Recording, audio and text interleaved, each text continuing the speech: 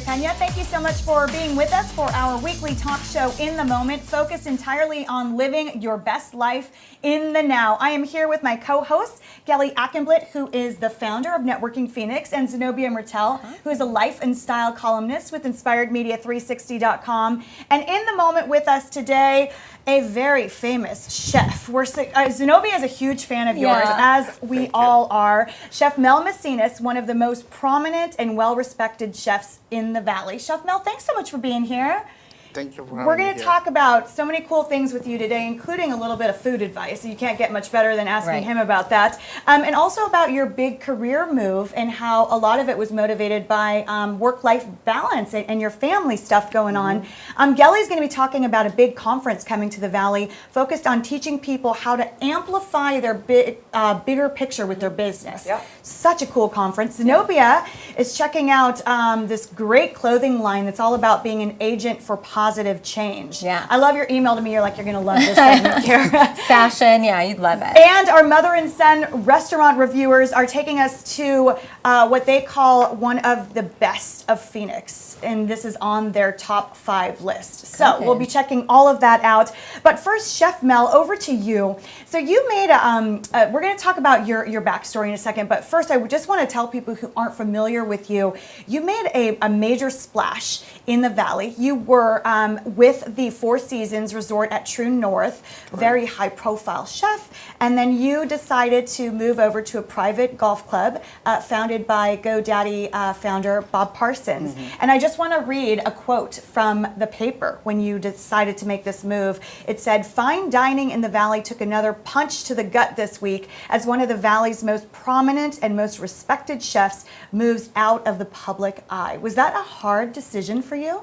Very hard, which is, I thought about it for a while, after 20 years, but, and I said that maybe just do something different, something, and something that continue to excite me, and regardless what I go. Obviously the food comes from my heart, whatever I cook comes from, creativity-wise is, I don't have no such a recipe. It's all about, being creative and thinking about it. So when I left and I got to this golf club, and I said, like, I'm gonna go there, and I'm not gonna treat it as a golf club food. I gotta take the most innovative and the most creative food, and I'm gonna change the mentality how the people should see the food. Well, that's what you are. You're an innovator. So you came to the United States from Mexico when you were 15 years old? Almost 16, yes. How do you see that opportunity now, reflecting back? You've had this major career. Which is, we all come as immigrants. My father was here. He came in the United States in 1980, worked in a restaurant, which is hard-working father. He's just about to turn 80 years old. We had the privilege to work with him as a dishwasher for the first 8 months, and left in 1989 to join Patina restaurant, which is in LA. Became one of the best restaurants for the first 5 years that I was there. It was one of the hottest restaurants. Yes, back then. So I worked for almost 9 years with the chef, French trained, hands-on. And I always tell people that when you think it's Hell's Kitchen is a nightmare, that's a TV show.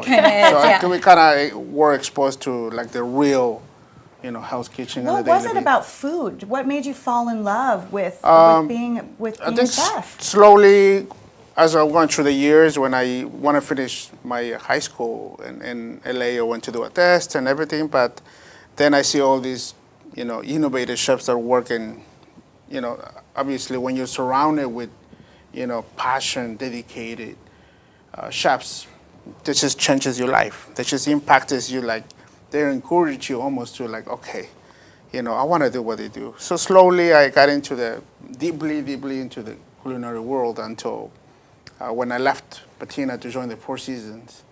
That's when I realized, oh wow. You made it. This is it. They hired me as a restaurant chef, 20 years ago, and I still continue to work harder. What does your story, you think, represent? I mean, this is not a political discussion, but I'm just curious. I mean, you immigrated from Russia. Zenobia came from Canada. I mean, it is truly, I mean, but my point is when you look at the success you've had and what America provided you, how does that make you feel when you reflect on your story? You know, exciting, you know, happiness, because here in the United States, the opportunity is all there. You know, you just have to work super hard. What does food mean to you? Food means everything. Food means love, exciting, you know, passion. Is everything. Now you've cooked, and Zenobia knows your story so well, but he's cooked at the James Beard House. I mean, at the highest level. And you sent me a picture with the man who Juan Roca, who's the best chef in the world, right? Yeah, I had the privilege last year after I cooked with my three brothers that we did a beautiful dinner in the summer. The following week we had that privilege that the chef and his brothers came in at the hotel for 2 weeks, and they did 3 dinners. You know, like absolutely amazing. You know, so Spanish speaking, you know, obviously that makes it a lot easier for me. Yeah. To support them and help them all those 2 weeks that were there. What was that like? You know, it's like meeting Mick Jagger.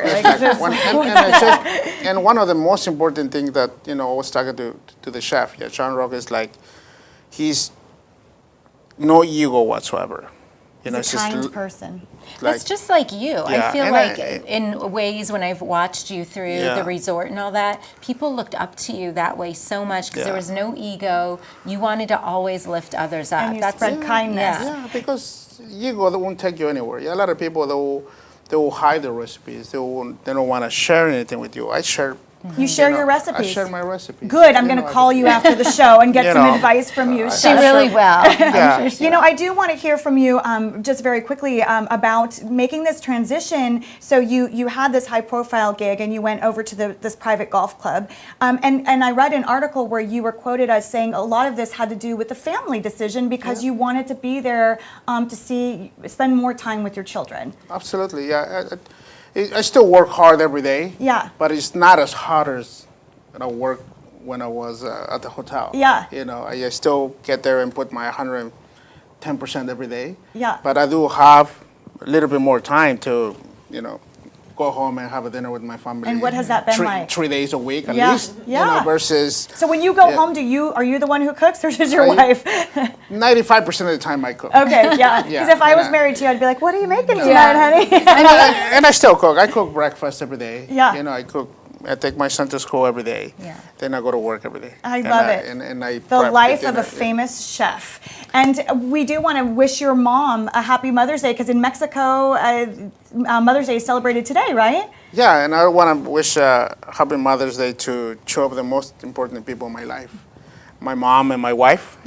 They're like, you know, my wife's like a second mom for me because she deals with all my things every day. Good wife. Well, we love having you with us today, Chef Mel. Thank you so much for being here. Now it's time to thrive with Gelie, and you were talking about this new event coming up in June, right? Absolutely. And it is a fast business accelerator event. And it features one of my favorite guys, Damon John. You know from the Sharks? Have you ever seen the Sharks? Yes. Yes. So he's coming to town. He is, yeah. And so this event is incredible, and I'll talk about why I think it's incredible. But what I really love about it is the story of the two women that are putting it on. So they knew each other. They were kind of doing some work together. And there was this meeting that was supposed to happen the day that the building blew up in Oklahoma City. And they were supposed to be in that building at that time. Somebody got sick. Meeting got called off last minute, and they did not walk into that building. You know, and when they both realized that would happen to them, they bonded. You know, so much more, and they ended up creating a company of their own, and that did well. And then 2008 happened, you know, and so their business was kind of not doing so well. They ended up hiring a business coach, and through the work with the business coach, they 10x their business in 2 years. So they went just absolutely What is their thriving. business?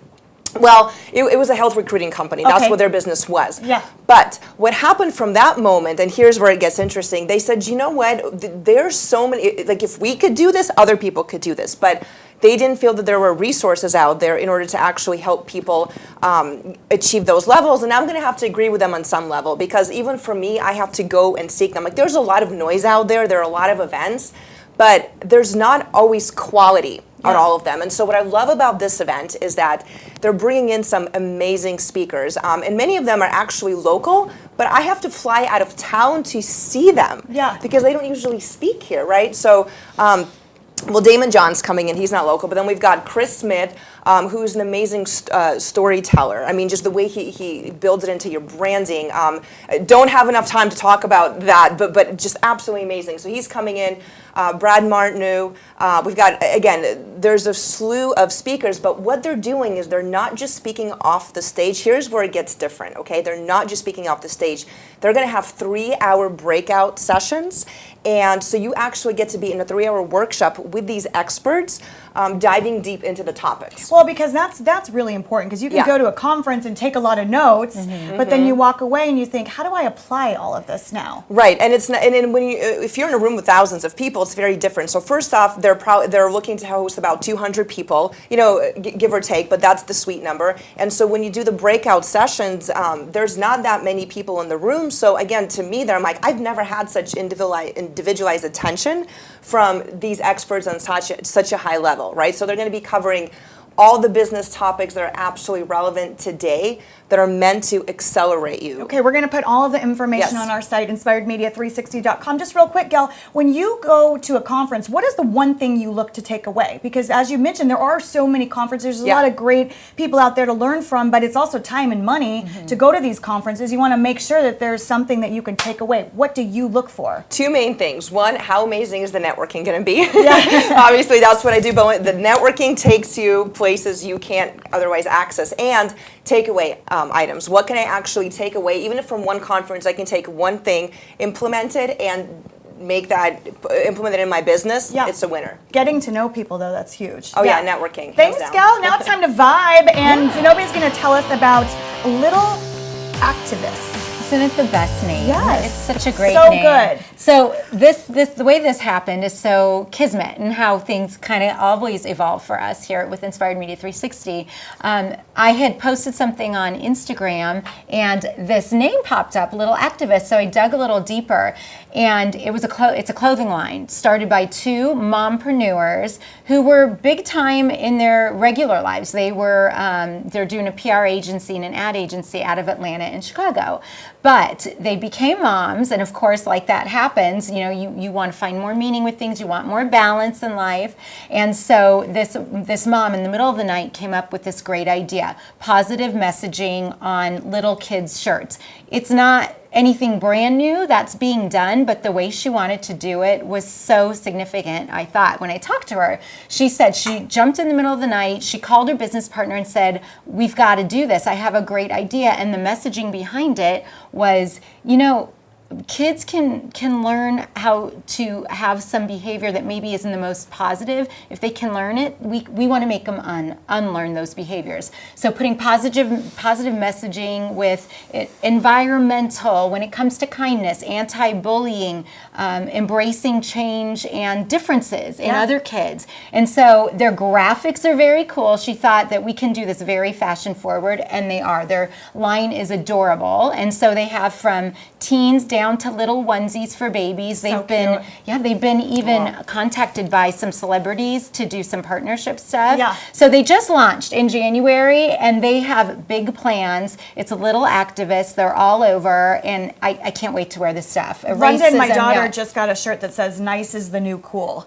I love it. I'm definitely going to check out that line. And Chef, just I want to go to you, because Zenobia pointed out that, you know, for the folks who are watching, I mean, we cannot emphasize like what a big deal in this town you really are. But the fact that you've managed to remain humble, so sweet and kind to your staff, you're not like running around like a crazy man in the kitchen, like banging pots and screaming. You know, why was that important for you to have a personality that was kind and spread that? Because when I work with this chef, there's only one way you learn. You're gonna be hardcore, But slowly you realize, in one stage of your career, by driving people crazy, by freaking out, you're not fixing, you're not, changing how everything works. Yeah. And then I said, by screaming someone, obviously the new generation has to do a lot with that, because they can't take the pressure. They can take the yelling because obviously we'll sue you for it, but and then I said, okay, there is a way to train people. You can't train everyone the same. Some people might think you are aggressive. Some people, you have to find ways to talk to them to make them understand. Yeah. So then, say, you know what, let's go with the flow. Let's keep everyone calm. Let's motivate everyone. Even towards the end of the night, you still have 20 more covers to do. Let's, give them little support. Yeah. Let's, power out. Let's say, guys, you can do it. Motivation.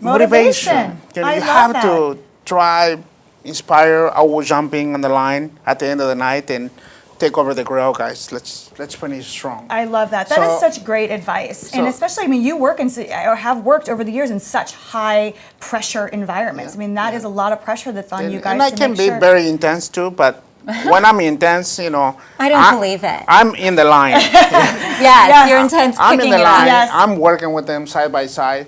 So that's, that's just, their energy increases. Yes. We want to go now to staying on the subject of motivation. So one of our contributors, Chef, is a gentleman named Luke Kayyem, and he's a great guy. He's a motivational coach. And today he's all about Mother's Day. So we're going to toss it out to Luke and his adorable little daughter. Take a look.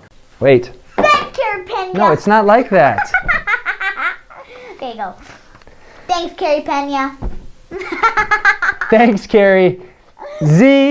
Gelie, let us be the first to wish you a happy Mother's Day weekend and a happy Mother's Day to all my moms out there, especially my single mothers out there working extra hard this weekend. We have a few lifestyle hacks to upgrade the experience of Mother's Day so that you're not stuck buying a gift at the liquor store, at the gas station while you're filling up, or even at the supermarket. Mom loves homemade. So get the kids involved on this project because they love homemade too. So instead of spending $4.95 on a Hallmark card, make your own cards. Cut them out in the shape of hearts. Make multiple cards. Put them around the house. Surprise them. Put them in their purse. Put them in drawers. Put them absolutely everywhere. Next up, we have coupons. Mom loves coupons because they're going to get help from daughter or son. What do you got? This coupon is good for doing the dishes. This coupon is good for making you a few cups of coffee. Few cups, not just one. And this one is for 10 things of anything. 10 things of anything. Awesome, beautiful. After that, we got some homemade potpourri. Dads, men out there, get your wife some roses. Get them to her on Friday so she can enjoy them for the weekend. And then on Sunday, as a project, pull the petals off, put them outside to dry, and then you get these nice little bags. You can decide if you want to add scent to it or not, or just keep it strictly organic. And last but not least, all my dads out there, make sure you get some flowers. Pick up some roses. Mom loves roses, but don't just get them for your wife or your girlfriend. Get them for all the moms in your life. Your mother-in-law, your mom, your grandma, possibly anybody out there you know who is a mom who may not have somebody to wish them a happy Mother's Day. Luke and Camille Kayyem, living every single day with purpose, passion, and positivity. Happy Mother's Day to all my moms out there. Thank you so much, Luke. We always love having people on the show who want to motivate and inspire and really spread kindness around. It is so needed. And so it's a perfect day for you to be on with us, Chef. Thank you. So now we're going to go out to lunch with Mom. We'll stay with the restaurant theme. More food. So we have a gentleman who comes on the show, and he and his mom go out every week, and they check out different restaurants around town. So he writes in and says, his name is David Lux, and David Lux and Mama Lux write in and say, this weekend, Mama Lux and I went to one of our favorite places, The Parlor. We ate on their very tranquil patio and shared a spinach salad and barbecue chicken pizza. It's on our Best of Phoenix list, not just because the pizza is so delicious, but because The Parlor, in its previous life, was Salon de Venus, where my grandmother would go to get her hair styled. That's great. When I'd spend the summers here as a child, I'd go with her and loved the graphic designs on the walls. It was very mid-century mod. They still have one of the original hair dryers in the ladies' room, which Mama Lux took a little spin in. With Mother's Day coming up this Sunday, we thought it was a very special place to dine in her mother's memory. If I could persuade anyone to do anything, it would be this: take your mother to lunch. So have you ever been to that restaurant? by I've been chance? there in the parlor, yeah. Yes. Beautiful. What are some of the restaurants that you love to go and take your family? You know, I've never had a time to go anywhere. Now we do a few. We go to, we've been to Toro, Latin Grill. Oh, I love Toro. Yeah, we've been there. We very simple. Yes. Yeah, either humble pies close by my house. Oh, yeah. Something pizzas, rustic salads. Yeah. We always like to close out the show with a segment called Do Good, just kind of shining the light on people who are doing good things in our community. And one of the ladies we love, Lisa Geyser. She has a charity called Families Giving Back. And most recently, they had a lot of folks out there who were making heat relief kits. And Zenobia, you and your daughter Paloma participated in this. Yeah, we did. Actually, it was her idea. And I saw it aligned with Lisa's charity and her cause. And it was so nice to see Paloma pull all that together. She kind of came up with the ideas, and we just went out and bought it. And we have little bags that we keep in our car, and driving around town, if we see someone in need, just hand it out the window to them. That's nice. And I highly encourage, if you're out there and you're looking for an opportunity to volunteer with your kids, even young kids, that's what Families Giving Back is all about. So check out Lisa Geyser and what they're doing, Families Giving Back. Chef, I want to ask you for the final word today, a word of inspiration for people to go out there and achieve your dreams. I mean, you did that. What do you want to share with people that really might inspire them to do the same? Just continue to work hard, and I like I said, I get involved. If someone they're always welcome to call me for advice, what they need, and I will be very honest with them. Yeah, sometimes some people needs a harder push than others.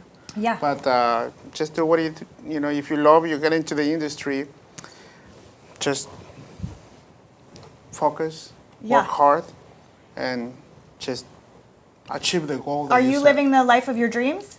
I am.